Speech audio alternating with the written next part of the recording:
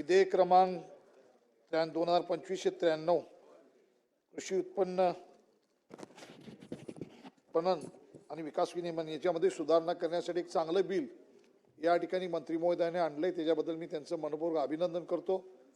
परंतु मंत्री महोदय, आपण या बिलामध्ये उद्देश आणि कारणामध्ये लिहिलेलं आहे की जी बाजार समितीची उलाढाल 80,000 मेट्रिक टनाच्या वर आहे आणि ज्या बाजार समितीमध्ये किमान 2 राज्याचा त्या ठिकाणी उलाढाल होते, 2 राज्याचा माल त्या ठिकाणी येतोय, अशा बाजार समितीच्या मध्ये ही ई लायसनिंग तुम्ही आपण करणार आहे, ई बाजारपेठ करणार आहे की ज्याच्या माध्यमातून आंतरराष्ट्रीय स्तरावर राष्ट्रीय स्तरावरती वेगवेगळे आमच्या शेतकऱ्यांच्या मालाला वेगवेगळे ग्राहक मिळणार आहेत। थोडक्यात हे करायचं झालं तर याचं उलाढाल जी असेल किंवा याची खरेदी विक्री जी असेल ती ई बाजारपेठ मार्फत होणार आहे। खऱ्या अर्थानं बाजारपेठमध्ये आता कोल्हापूर कृषी उत्पन्न बाजार समिती आमच्याकडं आणि गडिंग्लजमध्ये एक बाजार समिती आहे, वडगावला आहे।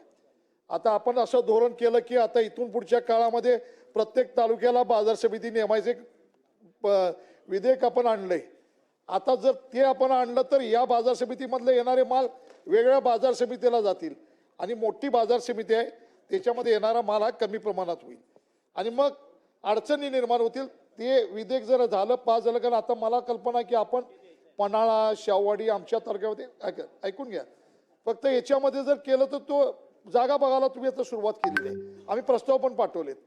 तर काही बाजार समिती या ज्या मोठ्या तिथं ठेवल्या पाहिजे, इथं सगळ्या जिल्ह्याचा माल येतोय, राज्याचा माल येतोय। तर मला एक कल्पना आपण मला सांगा की या बाजार समितीमध्ये ग्राहक तिकडून बसून या ठिकाणी करणार आहे, एखाद्या साखर कारखान्यामधली साखर विकत घेणं फॉर्च्यून काय नवीन आता ई मार्केटिंगमध्ये आपण साखर विकतो, त्याच्यामध्ये एम ग्रेड आपण तपासायला देतो, त्याच्या काही मानांकन असतात।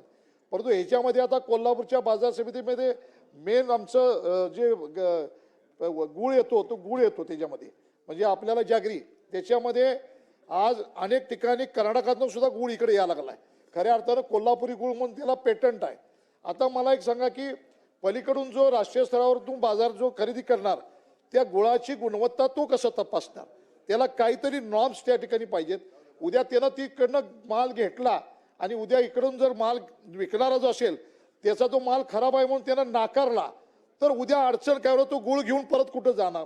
अशाच पद्धतीची फळाचं आहे, भाजीपाला आहे, नाशवंत माल आहे, याची विक्री करत असताना याच्यामध्ये काही गोष्टीची काळजी आपण घेतली पाहिजे। मला वाटतं की त्याच्याकडून डिपॉझिट घेतलं पाहिजे। या काही सूचना त्या मी तुम्हाला निश्चितपणे करीन।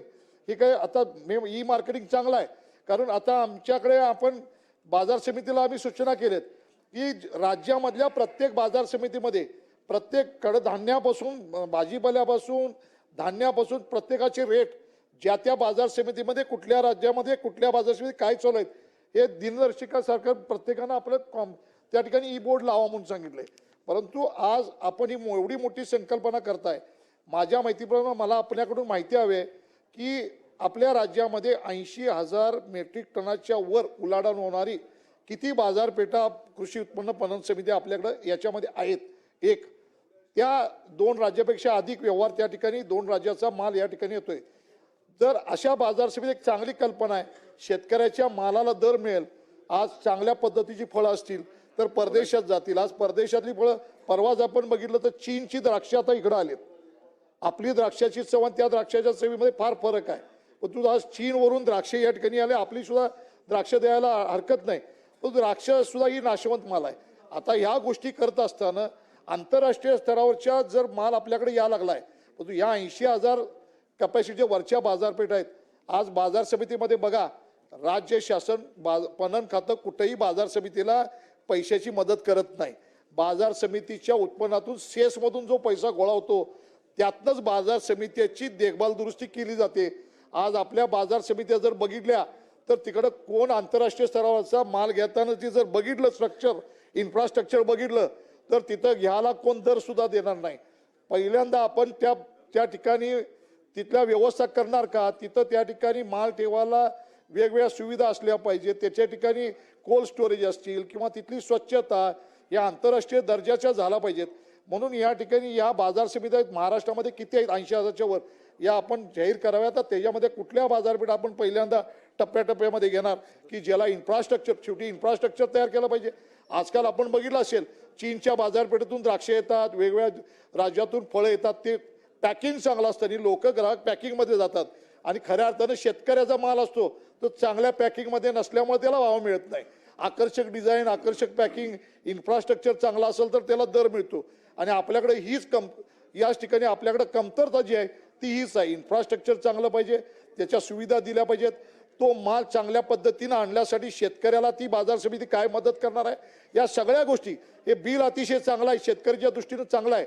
आपण या बाजारपेठ निर्माण करत असताना त्या बाजार समित्या कुठल्या आपण घेणार आहे, त्या बाजार समिती इन्फ्रास्ट्रक्चर आपण शासन काय देणार आहे, त्याचबरोबर त्या बाजार समितीमध्ये जे शेतकरी चांगल्या पद्धतीचे माल आणतात त्यांना वाहतुकीसाठी, एक्सपोर्टसाठी आपण काय मदत करणार आहे, या सगळ्या गोष्टीच्या या बिलामध्ये फक्त ही बाजारपेठ आपण निर्माण केली आणि आपल्यावरची जबाबदारी आपण सोडून दिली असं होता कामा नये. खऱ्या अर्थानं शेतकऱ्याच्या मालाला चांगला दर मिळावा ह्या उद्देशानं आपण ही बिल या ठिकाणी आणलंय. त्याचा उद्देश सफल व्हावा ही याच्या मागची कारण आहेत. आणि मला वाटतं की मी जो मुद्दा मगाशी आपल्याला सांगितला की आपण पणनचं बिल आणून वेगवेगळ्या तालुकास्तरीय बाजारपेठ आता उघडा लागलाय, त्याच्यामुळे इथं येणाऱ्या मालाला कमतरता होईल. ज्या 80,000 टनाच्या वर बाजार समिती आहेत त्यांच्याबाबत हे धोरण काय करणार आहे. मला वाटतं ज्या चांगल्या बाजार समित्या चांगल्या पद्धतीने चालू आहेत त्या चालू राहिल्या पाहिजेत, या दृष्टीनं आमचं या ठिकाणी म्हणणं आहे.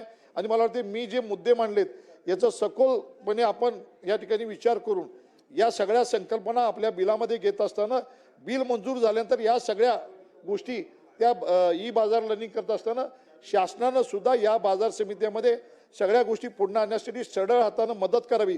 कारण शेतकऱ्याचा माल त्या ठिकाणी येतोय. पणन खात्याच्या मार्फत कुठल्याही बाजार समितीला साधं रस्ते करायला सुद्धा परवानगी नाही. चिखलात आपला माल पडलेला असतो, गूळ एका कोपऱ्यात पडलेला असतो आणि ई लायसन्स आपण ई बाजारपेठ करतो आणि आपण आंतरराष्ट्रीय बाजारपेठ जात असताना या इन्फ्रास्ट्रक्चरसाठी सुद्धा शासनानं पैसे द्यावेत अशी या बिलाच्या माध्यमातून आपल्याला विनंती करतो. एक चांगलं बिल आपण या ठिकाणी आणलं तर हे बिल मूर्त स्वरूपात आल्यानंतर या सगळ्या गोष्टी त्याच्यामध्ये अंतर्भूत कराव्यात अशी मी मागणी करतो.